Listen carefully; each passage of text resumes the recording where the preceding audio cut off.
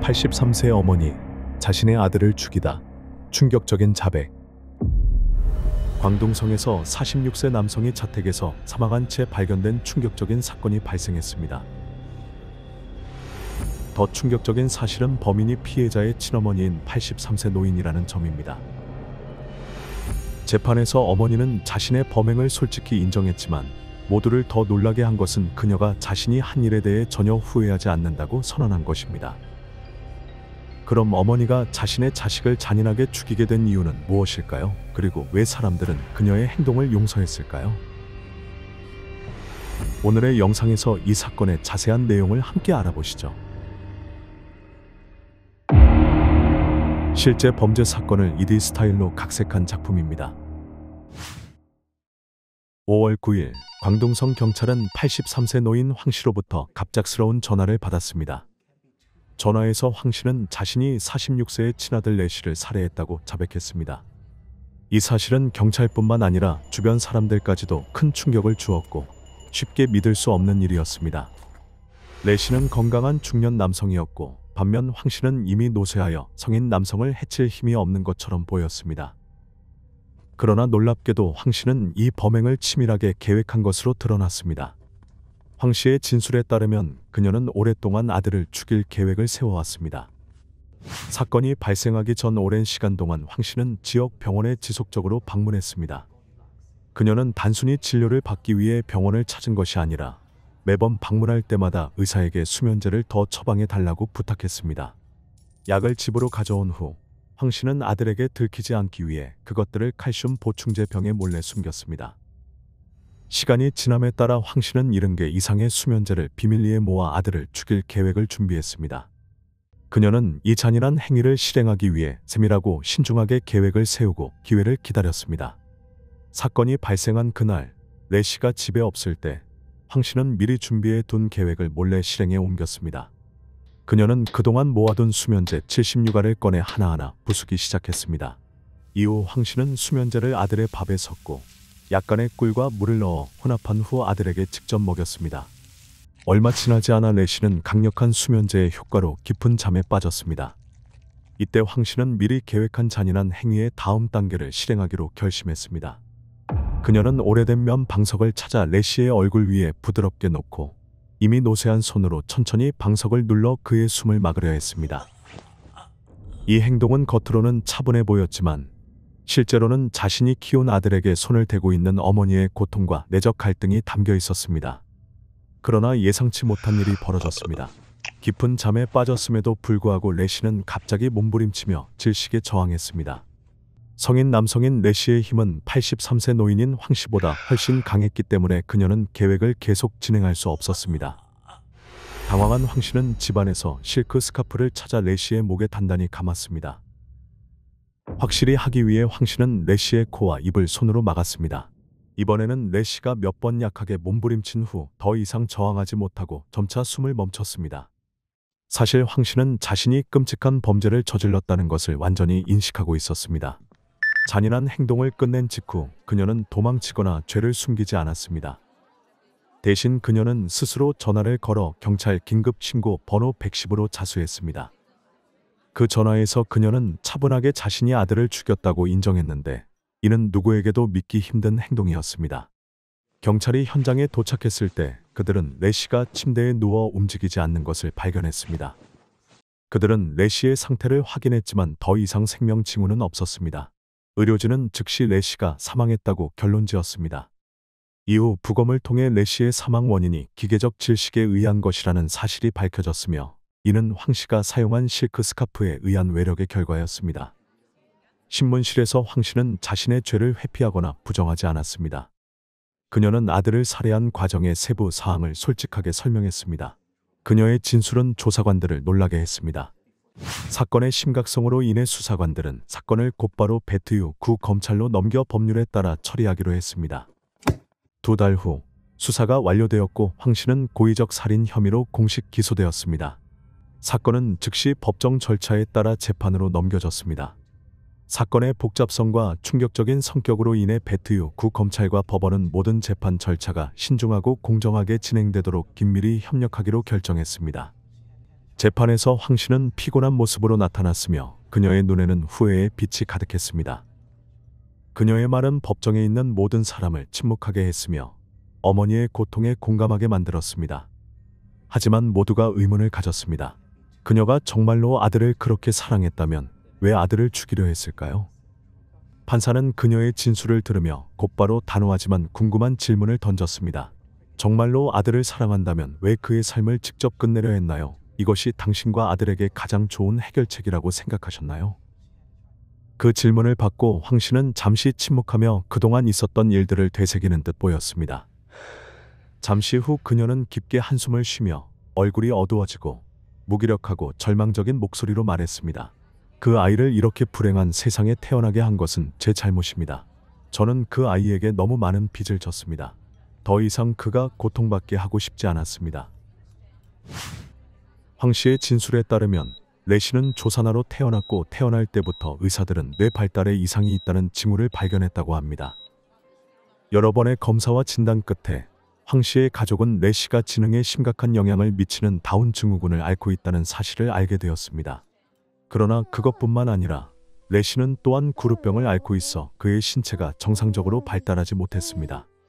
다른 아이들이 1살이 되었을 때 이미 기고, 서고, 걷기 시작했을 때 레 씨는 여전히 머리를 들지 못했습니다. 허약한 몸은 그 아이가 많은 어려움에 직면하게 했습니다. 또래 친구들이 학교에 가서 글을 읽고 쓰는 법을 배우고 있을 때 레 씨는 여전히 10살이 되어서야 처음으로 걸음을 떼기 위해 애쓰고 있었습니다. 이 두 가지 질병은 레 씨가 다른 사람들처럼 정상적인 삶을 살지 못하게 만들었습니다. 그의 지능과 신체 모두 병으로 인해 더디게 성장하고 심각하게 억제되었습니다. 하지만 그 힘든 세월 동안에도 레 씨 곁에는 헌신적인 어머니가 있었습니다. 황 씨는 수많은 어려움을 겪으면서도 끝없는 사랑으로 아들을 돌보았습니다. 그녀는 단순한 어머니가 아닌 보호자이자 동반자로 레 씨의 느린 발걸음 하나하나를 지켜보며 그를 지원했습니다. 막내 아들의 병을 치료하기 위해 황 씨는 어려움을 두려워하지 않고 많은 시간과 노력을 들여 새로운 치료법을 찾았습니다. 그녀는 아들을 데리고 광둥성의 대형 병원부터 작은 병원까지 다니며 아들을 위한 효과적인 치료 방법을 찾으려고 했습니다. 하지만 그런 모든 노력에도 불구하고 결과는 그녀가 기대한 대로 나오지 않았습니다. 아들 레 씨의 건강 상태는 별다른 진전을 보이지 않았고 이로 인해 그녀는 매우 마음 아파하고 실망했습니다. 특히 그녀의 아들은 어릴 때부터 구루병을 앓았고 황 씨는 항상 아들의 건강을 개선하기 위해 칼슘을 보충할 방법을 끊임없이 찾았습니다. 그녀는 시간과 노력을 아끼지 않고 생선뼈를 이용해 스프를 끓이고 죽을 수는 등 칼슘이 풍부한 음식을 만들며 이 음식을 통해 아들이 더 건강해지기를 바랐습니다. 오랜 시간 동안 그녀는 이러한 영양가 높은 음식을 꾸준히 만들었지만 안타깝게도 아들의 병은 나아질 기미가 보이지 않았습니다. 그녀의 노력은 별다른 성과를 거두지 못했지만 그녀는 결코 포기하지 않았습니다. 그녀는 아들이 조금이라도 더 건강해지기를 바라며 어머니로서의 사랑과 헌신을 다해 아들을 돌보았습니다. 그러나 레 씨의 건강 상태는 매우 나빴기 때문에 그는 기본적인 생리적 욕구조차 스스로 해결할 수 없었고 개인 위생 관리도 불가능했습니다. 생활비와 치료비를 벌기 위해 황 씨는 도우미의 도움을 받아야 했습니다. 그녀가 일하러 나가야 할 때마다 도우미들이 그녀를 대신해 레 씨를 돌봤습니다. 하지만 돌봄이 너무 힘들고 고된 일이라 많은 도우미들이 불편함을 느끼고 일을 계속하고 싶어 하지 않았습니다. 그들은 레 씨의 모든 일상적인 욕구를 돌봐야 했고 이는 상당한 인내와 특별한 돌봄이 필요했습니다. 게다가 황 씨는 경제적으로 도우미에게 높은 임금을 지불할 수 있는 형편이 아니었기 때문에 도우미를 고용하고 장기간 함께 일하도록 하는 것이 어려웠습니다. 많은 도우미들이 얼마 안 가서 일을 그만두었고 그로 인해 황 씨는 거의 모든 일을 혼자 처리해야 하는 상황에 빠졌습니다. 레 씨의 건강 상태와 경제적 부담은 황 씨에게 엄청난 압박을 주었습니다. 노쇠한 어머니로서 그녀는 아들 걱정뿐만 아니라 생계를 유지하기 위해 모든 무거운 일을 떠맡아야 했습니다. 오랜 시간 동안 아들을 직접 돌보면서 겪은 경제적 어려움과 육체적 부담은 황 씨를 신체적, 정신적으로 완전히 지치게 만들었습니다. 심지어 레 씨가 30세가 되었을 때 그의 건강 상태는 심각하게 악화되기 시작했습니다. 특히 뇌의 퇴화는 매년 더욱 뚜렷해졌습니다. 그의 뇌는 점차 정상적으로 기능할 수 없게 되었고 최근 몇 년 동안 태화가 급격히 진행되면서 그를 돌봐왔던 황 씨는 더욱 걱정과 피로에 시달리게 되었습니다. 아들의 건강이 나빠지는 징후가 점점 심각해지면서 그녀는 점점 더 가슴 아파하고 괴로워했습니다.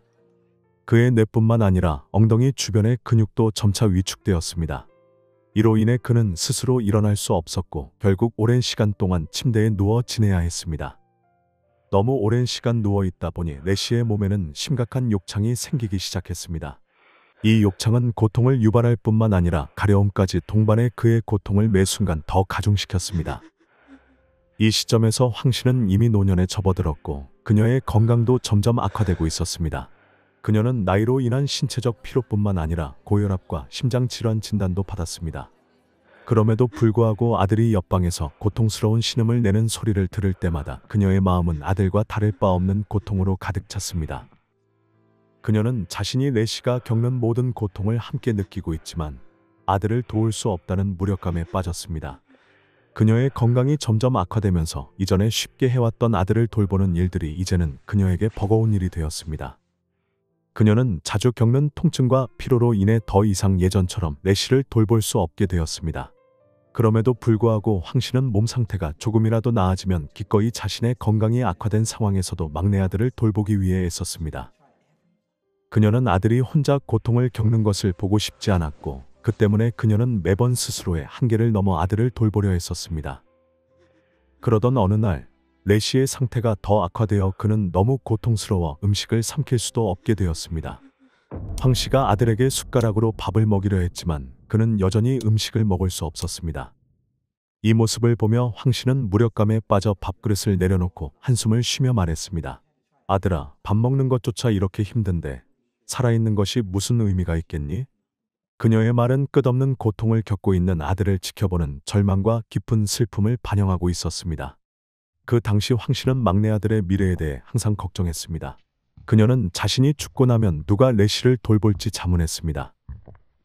그녀는 아들의 상태가 특별한 돌봄을 필요로 한다는 것을 알고 있었지만 그녀의 현재 경제 상황과 건강으로는 장기적으로 도우미를 고용할 수 없었습니다. 그녀는 자신이 죽으면 아들을 돌볼 사람이 없을 것이라는 생각에 점점 더 불안해지고 걱정하게 되었으며 그것이 그녀가 이후의 행동을 생각하게 된 이유 중 하나일 것입니다. 그 아이의 생을 끝내야만 저는 눈을 감을 수 있습니다. 이 말을 재판에서 들은 일부 사람들은 동정했지만 많은 사람들은 황 씨의 행동이 너무 이기적이라고 생각했습니다. 그들은 사회에는 아직 사회복지센터나 요양원 같은 시설들이 있는데 왜 황 씨는 그런 곳에서 도움을 받으려고 하지 않고 아들의 생을 스스로 끝내는 방식을 선택했냐고 생각했습니다. 사실 지역 사회복지사들은 황 씨의 집에 직접 찾아가 그녀를 도왔으며 아들을 사회복지센터에 맡기라고 권유한 적도 있었습니다. 처음에 황 씨는 그것이 합리적인 해결책이라고 생각하여 직접 병원을 찾아 상황을 확인했습니다. 그러나 병원에 도착했을 때 그녀는 그곳의 환경이 기대했던 것만큼 좋지 않다는 것을 깨달았습니다. 직원들은 3시간마다 한 번씩만 확인했고 그녀의 아들이 이곳에 들어가면 하루 종일 기저귀를 착용하고 식물인간처럼 침대에 누워있을 뿐 아무런 활동도 할 수 없었습니다. 법을 어긴 것을 분명히 알면서도 그녀는 재판관 앞에서 단호히 말했습니다. 나는 후회하지 않습니다. 차라리 죄를 범하는 게 낫습니다. 이 말을 할 때 황 씨의 목소리는 떨리기 시작했고 눈물은 멈추지 않고 흘러내렸습니다.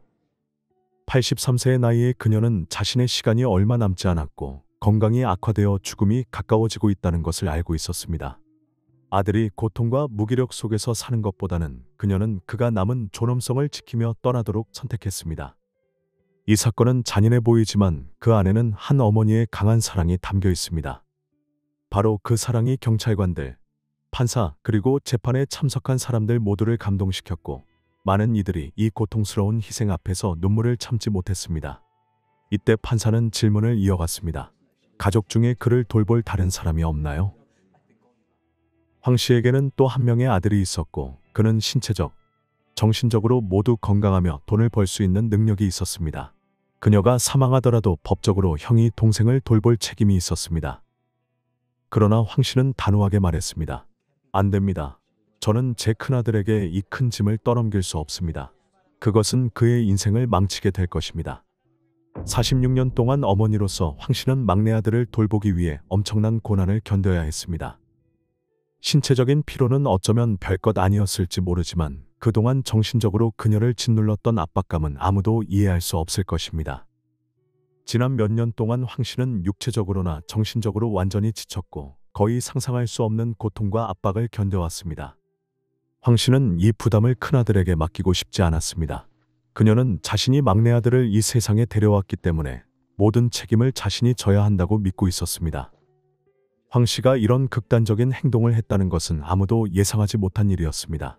그녀의 큰아들은 어머니의 형량을 줄이기 위해 법정에 나와 증언했습니다. 그는 판사에게 어머니가 이러한 행동을 한 것은 너무나 절박한 상황 때문이지 사람을 해치려는 의도가 아니었다고 말했습니다. 어머니의 의도는 단지 동생을 해방시키고자 하는 것이었으나 안타깝게도 그녀는 잘못된 방법을 선택한 것입니다. 황 씨의 며느리 또한 가족과 친척을 대표하여 재판에 호소문을 제출했고 어머니의 형량을 줄여달라고 간청했습니다. 법적으로 어떤 이유가 있더라도 황 씨는 살인죄를 저질렀고 분명히 처벌을 받아야 했습니다. 그러나 가족이 용서를 표현한 점은 검찰에 의해 인정되었습니다. 또한 검찰은 황 씨가 자수하고 자신의 죄를 성실히 자백한 점을 고려하여 형량을 줄일 것을 제안했습니다. 황 씨의 행동이 법적으로는 용서할 수 없는 범죄이지만 감정적으로 어느 정도 이해할 수 있는 면도 있습니다. 이 사건은 일반적인 폭력 범죄와는 다릅니다. 황 씨는 증오 때문에 살인을 저지른 것이 아니라 맹목적이지만 깊은 사랑 때문에 잘못된 선택을 한 것입니다. 또한 황 씨가 수면제를 사용해 아들의 생명을 끝낸 것은 그가 겪어야 했던 고통을 어느 정도 줄여준 것이기도 합니다. 10월 26일 오후 주심 판사는 공개적으로 판결을 내렸습니다. 피고인 황 씨는 고해 살인죄로 3년의 실형을 선고받았지만 4년의 집행유예를 받았습니다. 판결이 내려졌을 때 황 씨는 감격의 눈물을 흘렸습니다. 그녀는 자신이 이렇게 가벼운 형을 받을 줄은 몰랐습니다. 이유가 어찌되었건 살인은 범죄이며 자신이 그 죄를 저질렀다는 것을 분명히 알고 있었기 때문입니다. 황 씨의 아들이 사망한 지 5개월이 넘었지만 그동안 그녀는 한 번도 편히 잠들지 못했습니다. 눈을 감을 때마다 그녀의 막내 아들의 모습이 생생하게 떠올랐고 마치 사건이 방금 일어난 것처럼 느껴졌습니다. 아들의 죽음에 대한 그리움과 죄책감은 그녀를 괴롭혔고 그녀는 그 고통에서 벗어날 수 없었습니다. 황홀의 나이에 얼마 남지 않은 인생을 살면서 황 씨는 장애를 가진 아들을 더 이상 돌볼 수 없다는 이유로 그의 삶을 끝내기로 결심했습니다. 그 결정은 단순한 절망에서 나온 것이 아니라 어머니로서의 끝없는 사랑에서 비롯된 것이기도 했습니다. 긴 밤 동안 잠들지 못한 황 씨는 그 결정을 계속해서 되새기며 고민했습니다. 그것은 엄청난 정신적 부담이었지만 그녀에게는 그것이 아들이 죽음보다 더 많은 고통을 겪을 인생에서 그를 구할 수 있는 유일한 선택이었습니다.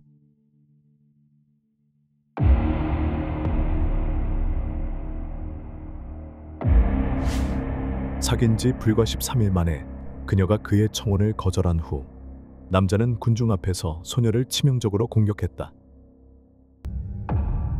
저는 그녀를 사랑하는데 만약 그녀를 가질 수 없다면 다른 사람도 절대 가질 수 없다. 는 말은 한 우수한 유학생의 살인 후 남긴 소름 끼치는 말입니다. 서로 알고 지낸 지 13일 만에 22세 여대생이 친구에게 한 카페에서 잔인하게 살해당했는데요. 카페 CCTV 영상에는 사건 당시 충격적인 모습이 담겨 있는데 한 청년이 갑자기 흉기를 꺼내 여학생을 연이어 공격했습니다. 경찰이 도착했을 때 현장은 마치 공포 영화와도 같았는데 범인은 피투성이인 상태로 두 손에 여학생의 머리를 안고 있었습니다. 범인은 유복한 가정 출신이며 뛰어난 성적을 지닌 학생으로 친구들에게 존경받던 인물인데 그가 이 아름다운 여학생을 알게 된 지 단이 주 만에 그녀를 살해한 이유가 무엇인지 알아보도록 하겠습니다. 그 전에 새로운 영상이 올라올 때마다 알림을 받기 위해 채널을 구독하는 것도 잊지 말아 주십시오. 실제 범죄 사건을 2D 스타일로 각색한 작품입니다. 이 사건은 미국 버지니아주 샬럿츠빌에서 실제로 발생한 사건인데요. 1월 21일 저녁 7시 버지니아텍 대학교 대학원 연구센터 1층에 위치한 오방 카페는 평소처럼 잔잔한 음악이 흐르는 가운데 평온했는데요. 카페 안에는 9명의 손님이 여기저기 흩어져 음료를 마시며 고요한 분위기를 즐기고 있었습니다. 카페 한쪽에서는 중국인 유학생 한 쌍이 대화를 나누고 있었는데요. 남학생의 이름은 주아이양으로 안경을 쓰고 정중한 옷차림에 매우 단정한 모습이었는데 그는 상대방의 여학생을 미소 지으며 다정하게 바라보고 있었습니다. 여학생의 이름은 양신으로 어깨에 닿는 짧은 머리에 둥근 얼굴, 맑고 하얀 피부와 큰 눈이 청순하고 달콤한 매력을 자아냈습니다. 그들의 다정한 모습에 카운터 안에 있던 직원 3명도 감탄하며 그들을 아름다운 커플이라며 칭찬했는데요. 그러던 중 양신이 갑자기 일어서며 불편한 표정을 지었고 평온했던 분위기가 갑작스레 깨졌습니다. 양신은 떨리는 목소리로 단호하게 말했는데 우리는 함께 있을 수 없으니 더 이상 저를 괴롭히지 마세요. 양신의 단호한 태도에 주아이 양은 손을 꽉 쥐고 몸이 저절로 떨리기 시작했습니다. 잠깐만, 주아이 양은 창백한 얼굴로 조용히 말했는데요. 양신이 아직 상황을 파악하지 못한 사이에 주아이 양은 갑자기 가방에서 큰 주방용 칼을 꺼내더니 여학생의 가슴을 연달아 찔렀습니다. 끔찍한 광경을 본 카페 손님들은 공포에 질려 비명을 지르며 뛰쳐나갔는데 장면은 대혼란 상태였습니다. 그러나 주아이 양은 주변의 소란스러움이 전혀 들리지 않는 듯 했는데 그의 눈은 붉게 충혈되어 있었고 그의 손에 든 칼은 계속해서 양신의 몸에 내려왔습니다. 피가 그의 옷을 붉게 물들이고 바닥에 번지기 시작했음에도 주아이 양은 멈추지 않았습니다. 몇 분이 지나자 양신은 점점 움직임을 멈추고 피 웅덩이 위에 쓰러졌습니다. 사건 발생 10분 후 경찰이 현장에 도착했는데 혼란스러웠던 현장은 고요함과 섬뜩한 정적만이 남아 있었고 공기 중에는 강렬한 피 냄새가 감돌았습니다. 여성 경찰관 니콜 어바인이 가장 먼저 현장에 들어섰는데 그녀는 끔찍한 광경에 놀라 멈춰섰습니다. 바닥에는 양신의 시신이 있었는데 정확히는 머리가 없는 여성이었습니다. 카페 한가운데 주아이 양은 양신의 머리를 두 손에 안은 채로 앉아 있었고 그의 팔을 타고 피가 흘러내려 숨막히는 광경을 연출했는데요. 그때 카페 밖에서 경찰차의 사이렌 소리와 공포에 질린 눈빛들만이 남아 있었으며 강렬한 피 냄새가 공포스러운 분위기를 자아냈습니다. 주아이 양이 전혀 저항하지 않았기 때문에 경찰은 그를 손쉽게 제압하고 차에 태울 수 있었는데 아무런 어려움도 없었습니다. 그가 양신을 살해하기 시작한 순간부터 경찰이 그를 제압하고 데려가는 과정까지 전 과정은 단 몇 분 만에 이루어졌습니다. 사건의 시작으로 돌아가 사건이 일어나기 주 전부터 이야기를 시작해 보겠습니다. 2009년 1월 8일 버지니아의 겨울 추위 속에서 주아이 양은 버지니아텍 대학의 박사과정 연구원 및 조교로서 공항 통로 쪽에서 조용히 기다리고 있었는데요. 그의 손에는 하얀 배경에 양신이라는 중국어로 쓴 표지판이 들려 있었습니다. 주아이 양의 임무는 같은 학교의 중국인 여학생 양신을 공항에서 마중 나가는 것이었는데요. 주아이 양은 지나가는 사람들을 주의 깊게 살피며 다소 초조한 기분을 느꼈습니다.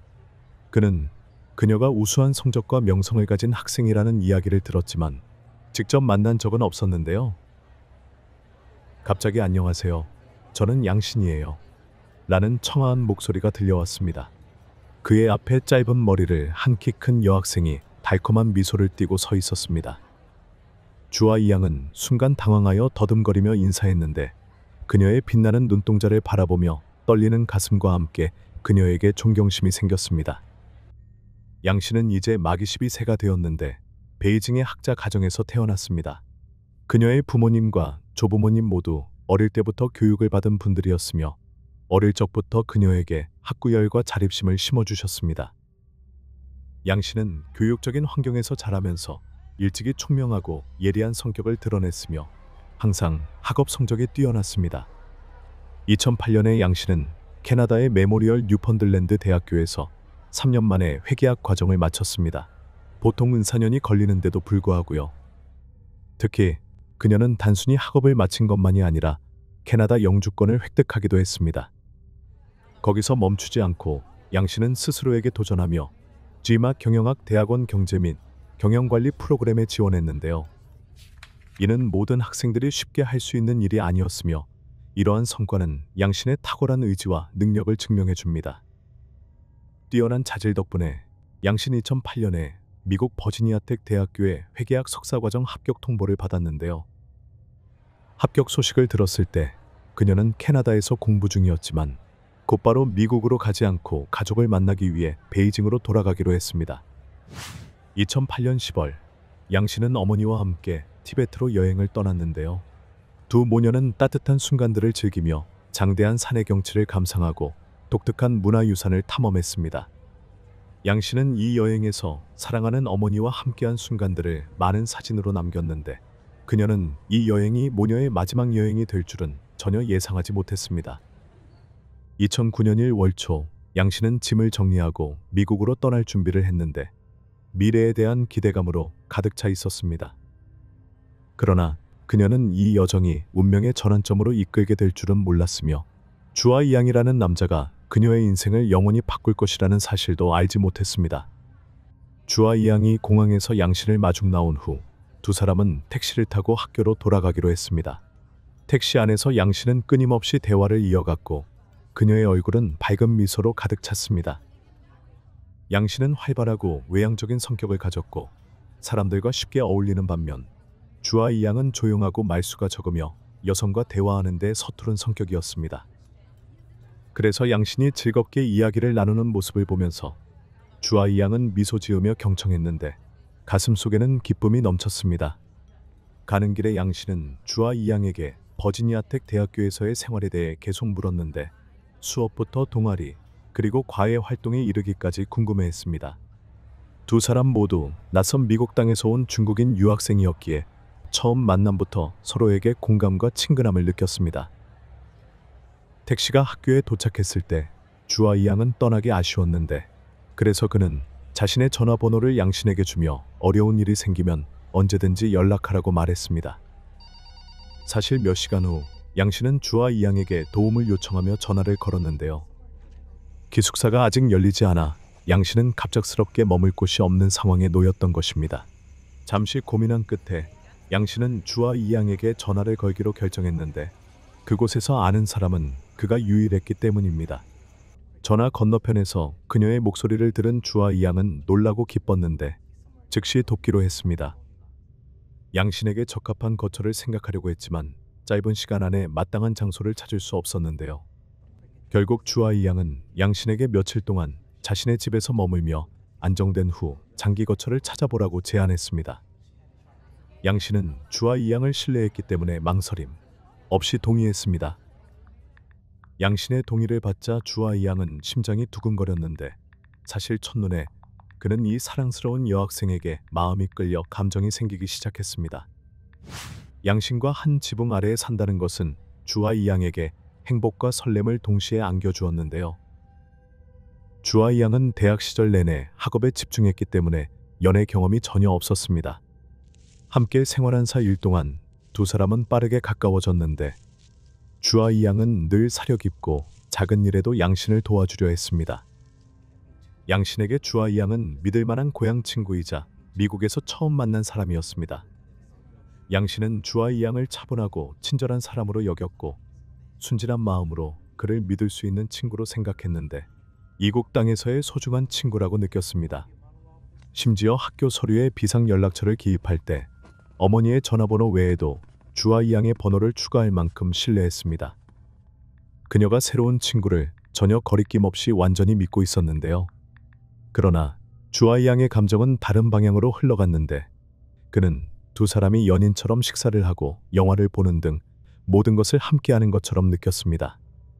게다가 주아이 양은 남녀가 같은 공간에서 생활하는 것을 단순히 친구로서의 관계로 보지 않았는데요.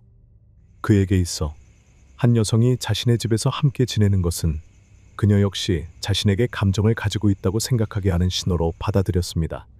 양신이 자신에게도 호감을 가지고 있다고 확신한 주아이 양은 그녀가 미국에 도착한 지사 일째 되던 날 망설임 없이 고백했는데요.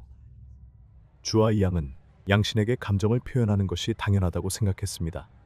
왜냐하면 지난 3일 동안 두 사람은 그림자처럼 붙어 다니며 산책하고 영화를 보며 인생의 꿈을 나눴기 때문입니다. 주아 이양은 양신 앞에서 자신감 넘치게 서 있었으며 그녀가 긍정적인 대답을 해주기를 기대하고 있었는데요. 그러나 그의 기대와는 달리 양신은 진지한 눈빛과 단호한 태도로 답해 주아 이양을 놀라게 했습니다. 양신은 주아 이양의 고백에 놀랐고 그를 단지 친구로만 생각한다고 부드럽게 밝혔습니다. 게다가 양신은 이미 남자친구가 있다고 털어놓았는데 이 사실은 주아 이양의 자존심에 강한 충격을 주었습니다. 양신에게 거절당하자 주아 이양의 마음속 열정이 순식간에 꺼져버렸는데요. 그는 마치 차가운 물을 맞은 듯한 느낌을 받았고 처음의 활기찬 감정이 빠르게 사라졌습니다. 주아 이양은 혼란에 빠졌고 왜 뛰어난 자신이 양신에게 거절당했는지 이해할 수 없는 수많은 질문들로 가득 찼는데요. 부정적인 생각들이 주아 이양의 마음을 점점 잠식해 갔습니다. 그는 자신이 여전히 실패자에 불과한가? 다른 사람에게 경멸당하는 존재인가? 아니면 여전히 고독한 세상에서 헤매고 있는 건가 자문했습니다. 양신에게 품었던 희망과 사랑이 갑자기 산산이 부서지고 실망과 고통 속에 잠겼습니다. 주아 이양은 자신이 버지니아텍 대학교에서 가장 뛰어난 유학생 중 한 명이라는 생각에 자존심이 강하고 매우 자부심이 높았습니다. 또한 그는 모든 가정이 바라는 훌륭한 자녀였으며 그의 재능은 많은 사람들의 부러움과 존경을 받았는데요. 주아 이양은 1984년 중국 절강성 닝보에서 태어났습니다. 그의 가족은 견고한 학문적 배경을 가지고 있었는데 부모님 모두 대학 강사로 이는 그가 어릴 때부터 받았던 교육 환경에 큰 영향을 미쳤습니다. 주아 이양은 중고등학교 시절부터 뛰어난 학업 성과로 두각을 나타냈으며 특히 영어 과목에서 탁월했는데 이는 그가 대입 시험을 수월하게 통과하는 데 큰 도움이 되었습니다. 2001년 주아 이양은 상하이 해양대학교 상업학과에 입학했습니다. 입학 초기부터 그는 뛰어난 영어 실력으로 교수와 동료들에게 높은 평가를 받았는데요. 대학교 재학 중 그는 외국어 실력을 끊임없이 향상시켰습니다. 2002년 6월과 12월에 그는 학교에서 시행하는 영어사 급과 6급 시험을 각각 96점과 94점으로 통과했는데 이는 매우 드문 고득점이었습니다. 또한 그는 말하기 평가에서도 B+을 받아 영어로 자신감 있고 능숙한 의사소통 능력을 보여주었습니다. 2003년 10월 주아 이양은 토플 시험에 응시해 663점을 받았는데 이는 그의 유학 꿈에 한 걸음 더 가까이 다가가게 해준 뛰어난 성적이었습니다. 2004년 GRE 시험에서 그는 수학 영역에서 만점인 800점을 기록했으며 에세이에서 단일점만 잃어 총 1375점을 기록했습니다. 이는 누구나 쉽게 얻을 수 없는 인상적인 성과였는데 그는 이 시험에서 전국 영어 경연 대회의 위를 차지하며 동기들 사이에서도 두각을 나타냈습니다. 주아 이양은 학업 성적 외에도 매학기 장학금을 받으며 그의 끊임없는 노력을 증명했는데요. 학사 학위를 받은 후 주아 이양은 상하이 해양대학교에서 석사 과정을 이어갔습니다. 그의 뛰어난 성과는 국제대학들의 주목을 받았고 그는 주저하지 않고 전액 장학금을 받기 위해 유학 지원을 했습니다. 2008년 가을 그는 미국 버지니아텍 대학교에서 농업경제학 박사 과정을 위한 전액 장학금을 받았는데요. 만약 성공적으로 졸업한다면 그는 버지니아텍 대학교에서 박사 학위를 받을 수 있었습니다. 미국에 발을 들인 주아 이양은 젊은 열정으로 가득 차 큰 꿈을 품었는데요. 그는 중국에서 거둔 뛰어난 성과로 인해 어디서든 자신이 항상 최고일 것이라고 믿었습니다. 그러나 반년이 지나자 주아 이양은 무언가 잘못되었음을 느끼기 시작했는데요. 그는 미국의 대학 교육 시스템이 중국과 완전히 다르다는 점을 깨달았습니다. 전통적인 시험 중심 교육에서 키운 능력이 거의 쓸모없음을 깨닫게 되었는데요. 의사소통 부족과 문화 차이로 인해 그의 학업 성과는 점점 떨어졌습니다. 20여 년간 뿌리 깊게 자리 잡은 우월감이 갑자기 사라진 것은 주아 이양에게 받아들이기 어려운 일이었는데요. 이와 동시에 그는 학업 성적 부진으로 인해 학교가 그의 조교 자격을 취소할 가능성이 있다는 소식을 들었습니다. 조교 자격이 없어지면 장학금의 상당 부분이 사라지게 되는데, 이로 인해 주아 이양은 며칠 동안 잠을 이루지 못했습니다. 바로 그 어둡고 어려운 시기에 주와 이양은 양신을 만나게 되었는데요. 그녀는 달콤하고 따뜻한 미소로 주와 이양의 차갑고 외로운 마음에 햇살을 비춰주는 존재였습니다. 주와 이양의 마음은 양신을 처음 만난 순간부터 사랑의 신에 의해 깨어났는데 그는 그녀와 함께하는 달콤한 미래를 상상하기도 했습니다. 그러나 주와 이양의 싹튼 감정은 양신이 고백을 거절하면서 차가운 물을 맞은 듯 식어버렸습니다.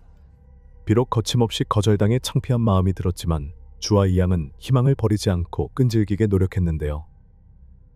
그는 양신도 감정이 있지만 갑작스러운 고백에 준비가 안 되어 응답하지 못했다고 생각했습니다. 주와 이양에게 있어 양신의 거절은 끝이 아니라 그녀의 마음을 얻는 여정에서 작은 장애물에 불과했습니다. 양신이 그의 아파트에서 이사간 후에도 주와 이양은 거의 매일 그녀에게 전화를 걸어 연락을 이어가려고 했는데요. 그는 여기서 멈추지 않고 그녀의 새 거처에 자주 찾아가 기다리며 간식거리를 가져다 주어 그녀의 기분을 맞춰주려 했습니다. 양신은 성격이 온화하고 친절했기 때문에 주와 이양의 자존심을 상하게 하고 싶지 않아 항상 정중하게 거절을 거듭했습니다. 그녀는 주와 이양이 동양인이자 미국에서 자신을 처음으로 도와준 사람이라는 점을 고려해 문제를 크게 만들고 싶지 않았습니다. 양신은 계속해서 자신에게는 이미 남자친구가 있다고 밝히며 주와 이양에게 더 이상 자신을 괴롭히지 말아달라고 요청했는데요. 그러나 원하는 것을 얻기 위해 모든 일이 순조롭게 이루어져 왔던 주와 이양 같은 사람에게는 이런 거절이 자존심에 큰 상처를 주었습니다. 주와 이양은 자신이 뛰어나고 학식이 높으며 부유한 가정에서 자란 인물로 특히 양신과 같은 여성에게 이렇게 단호히 거절당하는 것을 받아들이기 어려워했습니다. 그의 마음속에서는 분노와 실패감이 점점 커져갔는데 그는 양신을 가질 수 없다면 아무도 그녀를 가질 수 없다는 생각에 이르렀습니다. 1월 21일 주와 이양은 가방에 칼을 숨긴 채 양신에게 전화를 걸어 친근한 말투로 카페에서 만나자고 했습니다. 주와 이양은 단지 친구처럼 대화하고 싶다는 의도를 밝혔는데 양신은 잠시 망설였지만 결국 그의 제안을 받아들였습니다. 오후 7시 카페에서 양신은 주와 이양과 마주 앉아 몇 마디 학업에 관한 대화를 나누었습니다. 그러나 잠시 후 주와 이양은 가방에서 숨겨둔 칼을 꺼내 양신의 생명을 잔혹하게 빼앗았는데요. 주와 이양이 카페에서 양신을 살해했다는 소식은 버지니아텍 대학교 공동체에 큰 충격을 주었습니다.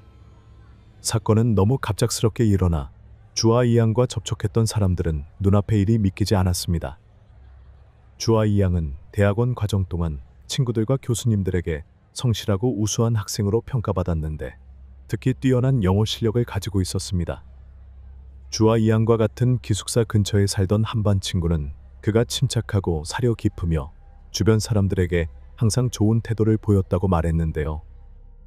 특히 주하 이양이 조교로 일할 때 가까이에서 함께 일했던 버지니아텍 대학교의 교수는 그가 상냥하고 남을 잘 배려하며 자주 도와주는 사람이라고 아낌없는 칭찬을 했습니다. 주와 이양은 친구와 교수들 모두에게 친근하고 유쾌한 사람으로 주변 사람들에게 항상 편안한 분위기를 만들어 주었습니다. 심지어 사건이 발생한 그 운명의 오후에도 많은 사람들은 그가 친구들과 대화하며 웃고 즐거운 모습을 보았다고 증언했는데 전혀 이상 징후가 보이지 않았습니다.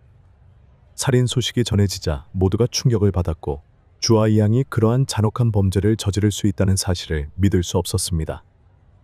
특히 피해자인 양씨는 미국에 도착한 지 불과 13일 만에 상상도 못할 비극을 맞이해야 했습니다.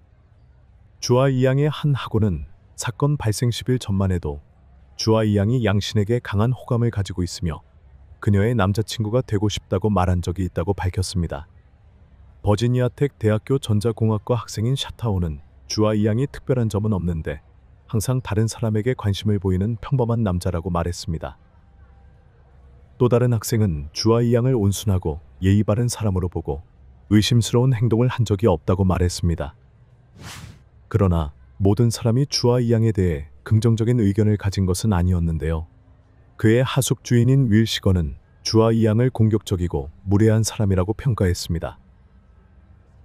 시건은 주와 이양의 이상한 행동 때문에 충돌이 있었다고 했는데요. 시건은 주아 이양이 카펫 위에서 성냥을 태우는 모습을 보고 경고했지만 그가 불쾌한 눈빛으로 쳐다보았다고 밝혔습니다. 시건은 이러한 행동을 경찰에 신고하기까지 했으며 주아 이양을 문제가 많고 다른 사람과 어울리기 어려운 인물로 여겼습니다. 다른 하숙 주인도 최근 주아 이양의 행동이 이전과 다르게 이상해졌으며 이해하기 어려운 기이한 행동을 보였다고 전했습니다. 반면 반 친구들은 여전히 주아 이양이 예의 바르고 겸손하다는 의견을 유지했습니다. 주아 이양을 무례하고 까칠하게 묘사한 시거의 발언에 대해 버지니아 텍 국제센터 소장인 콜름 베스케는 문화 차이로 인해 오해가 생겼을 가능성을 제기했습니다. 양신의 죽음 이후 경찰은 빨간 도장이 찍힌 봉인된 편지를 발견했는데 이 편지는 양신의 대만인 남자친구에게 보내려던 것이었습니다. 사건은 신속하게 재판에 회부되었고 2010년 12월 21일에 신문에서 주아 이양은 1급 살인 혐의를 인정했습니다. 2010년 4월 19일 지역 법원은 주아 이양에게 가석방 없는 종신형을 선고했습니다. 단지 일방적인 사랑이 받아들여지지 않았다는 이유로 주아 이양은 온순하고 사랑스러운 여학생을 잔혹하게 살해했는데 스스로의 밝은 미래 또한 파괴해버렸습니다. 이번 영상은 여기서 마치겠습니다. 좋아요와 채널 구독 부탁드립니다. 이는 저희가 더 많은 좋은 콘텐츠를 제공하는데 큰 도움이 됩니다. 시청해 주셔서 감사합니다. 다음 영상에서 또 뵙겠습니다.